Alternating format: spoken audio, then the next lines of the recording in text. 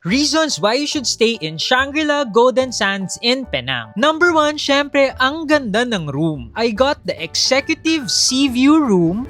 Yan, room tour. So, yan, meron Mr. Leandro. So, bathrobe. May bathrobe. Ayan, meron yung slippers. Yan, mas okay yung slippers yan para sa beach. Ayan, meron tayong safe. Ayan, meron ding plancha. At mga drawer. Ayan, tapos ito naman po yung toilet. Hello. With bathtub. Ayan, may kasama na po siya. Shampoo, soap, body wash. Ayan, toothbrush, toothpaste. With a sea view.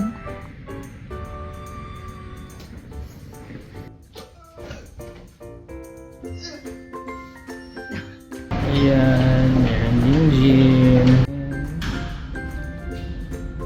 By the way, may malapit din palang mga convenience store at ATM sa area. Number 2, it's family friendly. If you have kids, may mga fun slides and water play areas sa pool. Plus, meron pang adventure zone. It's an indoor playground with giant slides and activities. Mali lang yung attire ko pero pwede din daw sa akin na kid at heart. Number 3, accessible beach views. The resort is right along Batu Ferringhi Beach. Super blue yung water, perfect for a swim or just relaxing by the shore. At syempre, the amazing sunset that makes it extra magical. Number 5, close to Georgetown. May complimentary shuttle service papuntang Georgetown so you can explore heritage sites, street art, and hawker food. Madali lang din mag-book ng Grab if you want to go on your own schedule. Lastly, amazing buffet options. Bukod sa masarap na breakfast, may mga themed dinner buffet spreads. Sinuwerte pa ako kasi Baba Nyonya night, so I got to try authentic Peranakan dishes. Bamboo clams and mushroom, sea bass, and cuttlefish. Try na po natin. Pinakamahal mo.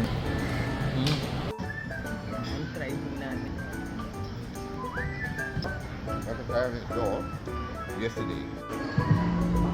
Grabe ang sarap, busog na busog ako. Like and follow for more travel videos!